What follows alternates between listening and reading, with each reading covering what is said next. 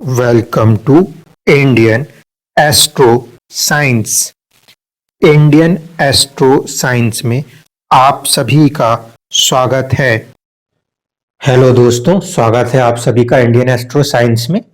आज हम थोड़ी सी चर्चा करेंगे डिस्पोजिटर थ्योरी के ऊपर। ये एक सबसे इम्पोर्टेंट कंसेप्ट है जो कि एस्ट्रोलॉजी में हमेशा यूज करना पड़ता है, खासकर जब कभी भी राहु या केतु को कनेक्ट करना हो तब, क्योंकि इस थ्योरी के बिना या इस लॉजिक के बिना आप ये नहीं बता सकते कि रिजल्ट क्या हो सकता है। जैसे कि पहले तो ये समझें कि डिस्पोजिटर थ्योरी का कंसेप्ट क्या है। डिस्पोजिटर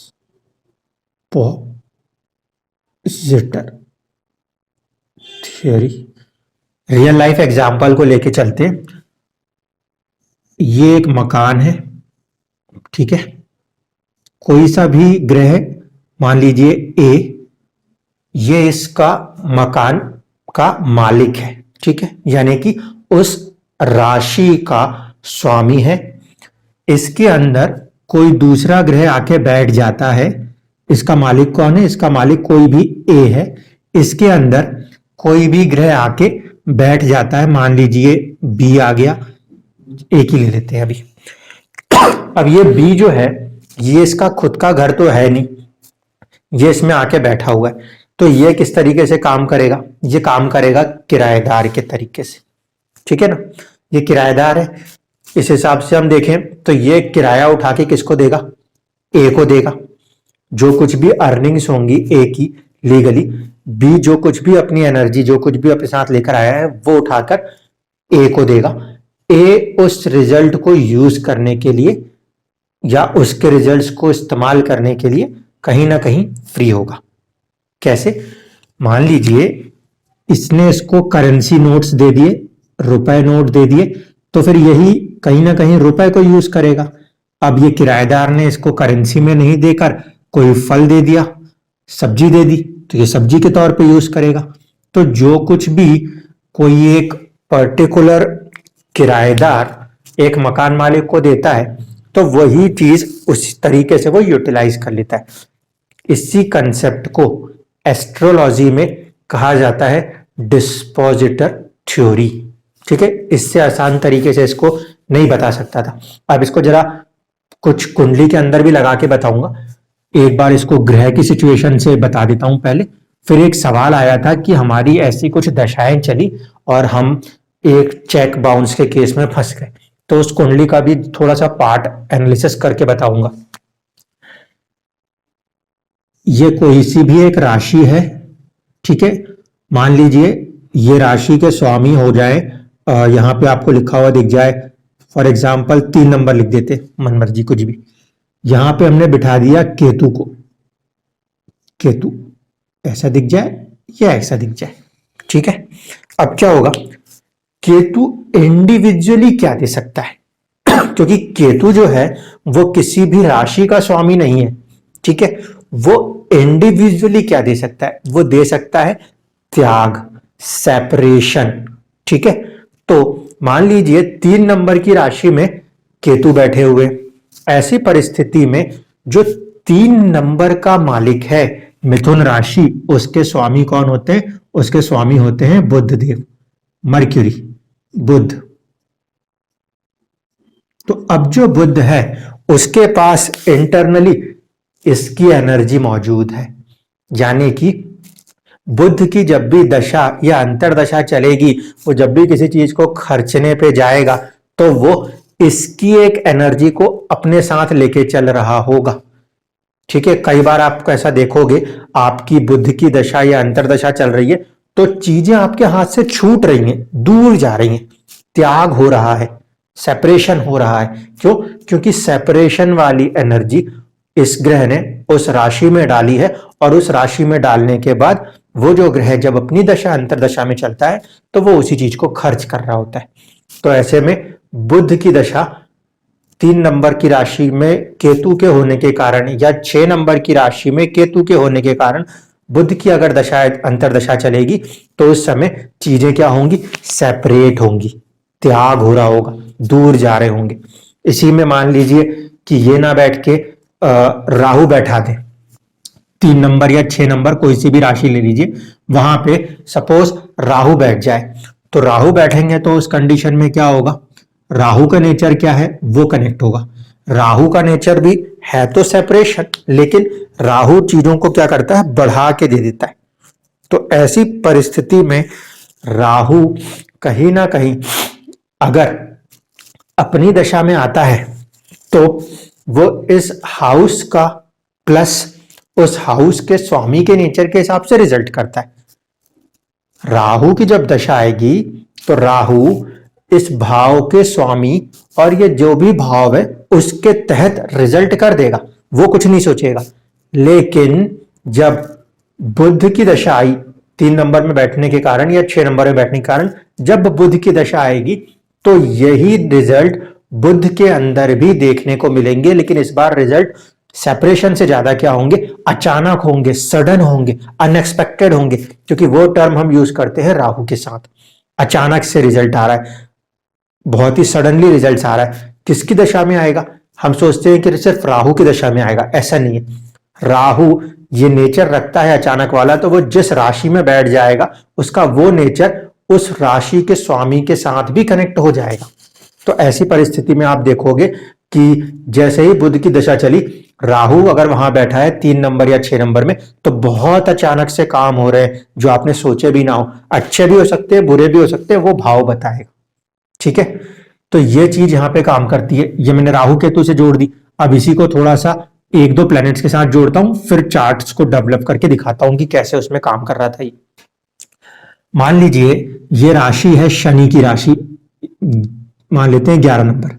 ठीक है, 11 नंबर की राशि है, राशि के अंदर किसी का मंगल आके बैठ गया। ठीक, एक ग्रह आके बैठ गया, एक से ज्यादा भी बैठ सकते हैं, ऐसी कोई मुश्किल नहीं है कि एक ही बैठेगा, कभी कभी बहुत ज्यादा ग्रह बैठ सकते हैं। मंगल 11 नंबर की राशि में बैठा है, कुंभ राशि है, राशि किसकी है, शनि की है।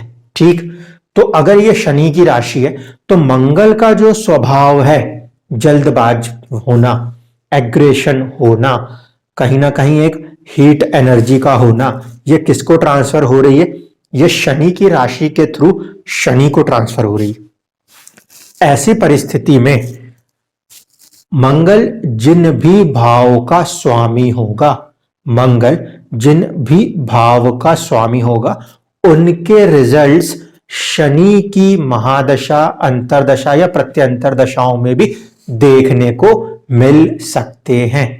ठीक है, इस चीज को ध्यान से समझना। मंगल जिस भी भाव का स्वामी होगा आपकी कुंडली में, क्योंकि इसके पास 2 भाव आएंगे, तो उन भावों के रिजल्ट्स भी हम किसकी महादशा, अंतरदशा या प्रत्यंतर में देख रहे होंगे, जिस राशि के अंदर वो ग्रह मौजूद है उस राशि के स्वामी की दशाओं में भी ऐसे रिजल्ट्स देखने को मिल सकते हैं। ठीक है, ये एक चीज को हमेशा ध्यान रखना। ये होती है हमारी डिस्पोजिटर थ्योरी, कि जो भी हमारे किसी राशि के अंदर कोई ग्रह आके किराए पे बैठ जाता है तो वो उसके तहत काम करता है। इसका दूसरा फैक्टर क्या होता है, इसी का दूसरा फैक्टर होता है जिसे हम कहते हैं स्वग्रही। स्वग्रही में क्या होगा, मान लीजिए ये 2 नंबर की राशि है और यहीं पे शुक्र विराजमान हो गया। अब अपने ही मकान में बैठा हुआ ग्रह अपने आप में पूरी तरीके से फ्री है, उसके पास किसी और का कुछ लेने और देने की कैपेसिटी नहीं है। इसीलिए जब भी ओन साइन स्वग्रही होता है कोई ग्रह, तो फिर वो अपने भाव के रिजल्ट्स को देने में ज्यादा बलवान हो जाया करता है।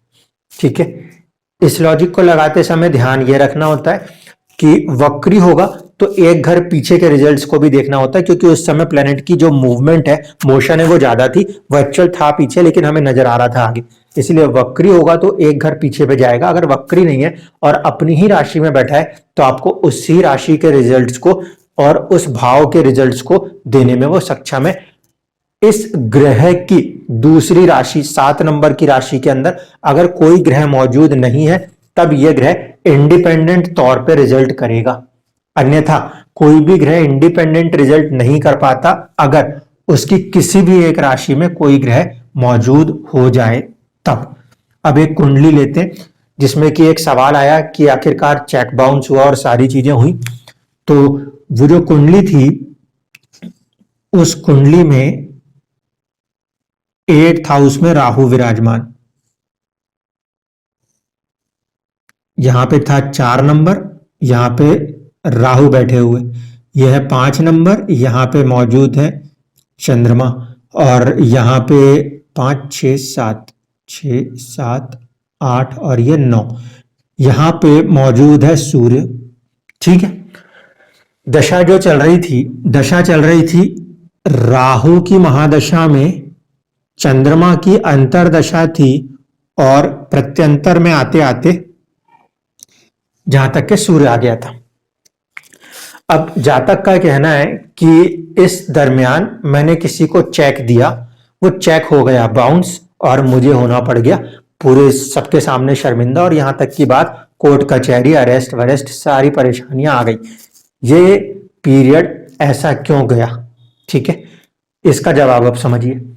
पहली चीज तो क्या है कि जो छोटी सी गलतियां हम करते हैं वो ये कि हम यहां से ऐसे रीड कर जाते हैं कि राहु से ये सेकंड हाउस है। ऐसा नहीं है, राहु अपने आप में, या केतु, राहु हो या केतु हो या कोई भी वक्री ग्रह हो, वक्री ग्रह हो, उस कंडीशन में हम उसको किस तरीके से देखते हैं? हम उसको देखते हैं कि ये इस तरफ नहीं जा रहा, ये इस तरफ की तरफ मूव कर रहा है। बैकवर्ड मोशन होता है हमेशा, फॉरवर्ड मोशन नहीं होता। अगर इसका फॉरवर्ड मोशन जो है वो इस तरफ है, तो यहां से ये जब गिरेगा तो ये इसके लिए पहला है, ये दूसरा है, ये तीसरा है इसके कंटेक्स्ट में। क्यों? क्योंकि ये वक्री ग्रह है, तो ये पहला, ये दूसरा, ये तीसरा, सॉरी ये तीसरा नहीं, ये तीसरा, तीसरा, चौथा और ये पांचवा, ऐसे काउंट होता है। तो ऐसी परिस्थिति में हम देखेंगे कि जो राहु है, राहु से चंद्रमा कैसा मौजूद है, यहां से गिनते हुए जाएंगे तो ये 12वें में आएगा, 12th अपने से 12वें बैठा है। तो पहली कंडीशन फुलफिल। कोई भी ग्रह जिसकी महादशा, अंतरदशा, प्रत्यंतर चलती हो और दूसरा ग्रह उससे 6 8 या 12 होगा तो परेशान कर देगा, और खासकर 12 होगा तो मानसिक परेशानी देगा। क्योंकि हमेशा समझाते आ रहा हूं 12 नंबर जो है वो कहीं ना कहीं मानसिक परेशानी को कनेक्ट करने वाला हाउस है। तो इसकी अगर दशा चल रही है, महादशा, इसको 1 नंबर से हम देखना शुरू करेंगे तो इससे इसके 12th हाउस में बैठे हुए ग्रह की दशा चल रही है। दूसरी बात, राहु जो है उसका डिस्पोजिटर कौन है? राहु का डिस्पोजिटर कौन है? राहु का डिस्पोजिटर होगा 4 नंबर का मालिक। 4 नंबर का मालिक कौन है? वो खुद चंद्रमा ही है। ठीक है, राहु का डिस्पोजिटर ही है चंद्रमा। अब राहु जो है वो किसकी तरीके से काम करेगा? राहु बैठा है 8वें घर में, 8th हाउस, जो कि अनसर्टेनिटी के लिए पहले माना जाता है और अचानक से परेशानियों को देने के लिए सक्षम है 8वें घर का राहु, डाउनफॉल देने के लिए सक्षम है 8वें घर का राहु। ये 8th हाउस का फैक्टर है। राहु वर्क भी कर रहा है 8th हाउस के लॉर्ड की तरह, जो कि है चंद्रमा। तो ये राहु जो है, ये राहु खुद वर्क कर रहा है एज अ मून, जो कि 8th हाउस का लॉर्ड है। ये कंडीशन समझ में आई कि जिस भी भाव में राहु बैठा है वो, प्लस जिस राशि में वो बैठा है, अगर राहु के साथ कोई दूसरा ग्रह मौजूद नहीं है, ऐसी परिस्थिति में राहु उस राशि के स्वामी का तत्व अपना लेगा, हाईली इमोशनल कर देगा। कहीं ना कहीं इमोशन में बह के कुछ ना कुछ गलतियां होंगी जो क्या करेंगी? 8th हाउस को एक्टिव करेंगी, डाउनफॉल को एक्टिव करेंगी। साथ ही साथ इससे महादशा के बाद अंतरदशा का स्वामी जो है वो अपने से 12वें बैठा है, और ग्रह भी कौन है? चंद्रमा। यानी कि फिर से 8th हाउस का ही इफेक्ट, इस 8th हाउस, अकेलेपन, लोनलीनेस, परेशानी का इफेक्ट और ज्यादा बढ़ गया। जहां तक तो ये चीजें ठीक थी। इसके बाद जब बात होगी सूर्य से, तो चंद्रमा की यहां पे मेन एक राशि आ रही है, इससे भी सूर्य कैसे जाके बैठे हैं? 6 8, 6 8 षडाष्टक कहलाता है। यहां से अगर इस पे जाएंगे तो 6 और यहां से ऐसे आएंगे तो 8, इसे कहते हैं षडाष्टक। चंद्रमा से सूर्य जो बैठे हैं वो भले आपको नवम पंचम में दिखे, हुए तो शत्रु ही, क्योंकि 4 घर आगे 4 घर पीछे सारे दोस्त हैं, उसके बाद तो सारे के सारे दुश्मन। यहां पे एक घर आगे पीछे होने के कारण है तो दोस्त, लेकिन दोस्त होने से क्या फर्क पड़ता है, क्योंकि वो उसका डिस्पोजिटर है, सेम नेचर की चीज को ले रहा है, 8th हाउस की एनर्जी को ले रहा है, और डाउनफॉल वाले हाउस में राहु का बैठना डाउनफॉल दे रहा है। तो ये चीजें कहीं ना कहीं यहां पे बनी। जब दशा में राहु में चंद्रमा अपने से 12th हो गया तो इसने और ज्यादा डैमेज किया। अब बात बची थी वो थी सूर्य। आपने कहा कि मेरे को इतना जो है इमेज पे धक्का क्यों लगा, इमेज पे धक्का इसलिए लगा, 8th हाउस जो कि परेशानी का घर है, उसका स्वामी बैठा है सूर्य के घर में जाके, नवम भाव पे जाके किस्मत के भाव में बैठा है, और उसका स्वामी है सूर्य। डिस्पोजिटर की थ्योरी यहां पे भी लगाइए अब जरा सी। चंद्रमा जो है वो 8th हाउस की एनर्जी लेके बैठा हुआ है। 8th हाउस की एनर्जी का मतलब क्या है, कहीं ना कहीं परेशानियों को लेके देगा। मैंने कहा था कि पहले वाले से 6, 8 और 12 ये कहीं ना कहीं परेशानी है। तो चंद्रमा जो कि परेशानी के घर का मालिक होके एनर्जी को लेकर बैठा हुआ है, वो किसकी राशि में बैठा है, सूर्य की। तो ये अपनी ओर से जब इसको कुछ खर्चा देगा तो क्या देगा, परेशानियों का ही देगा ना, क्योंकि वो तो इसी की फसल लेकर चला है, वो अपनी इस फसल को इस सूर्य को दे रहा है। जैसे ही सूर्य दशा, अंतरदशा, प्रत्यंतर दशा में कहीं भी फंसा तो वो उसने उठा के इसके वाले पोर्शन का भी रिजल्ट करना है। इस कारण से सूर्य जो है वो कहीं ना कहीं 8th हाउस का जो लॉर्ड उसकी राशि में जाके बैठा है उसका रिजल्ट देने के लिए बाध्य था। और जैसे ही राहु में चंद्रमा में सूर्य ये कंप्लीट हुआ, वैसे ही परेशानी बढ़ गई।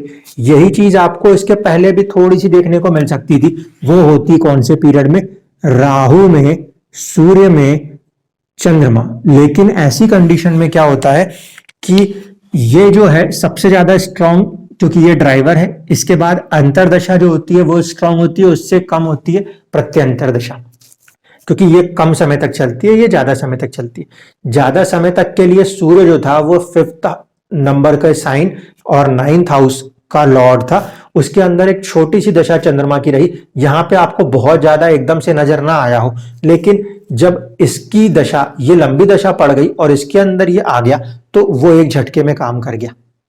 ठीक है, इसमें भी वही परेशानी थी, इसमें भी वही परेशानी थी, लेकिन दोनों में अंतर है। दोनों में अंतर इसलिए है क्योंकि ये यहां से छठे हो रहा था, ठीक है, और उसके बाद ये फॉर्मेशन आ रहा था, जबकि ये यहां से 12th हो रहा था और उसके बाद फॉर्मेशन आ रहा था।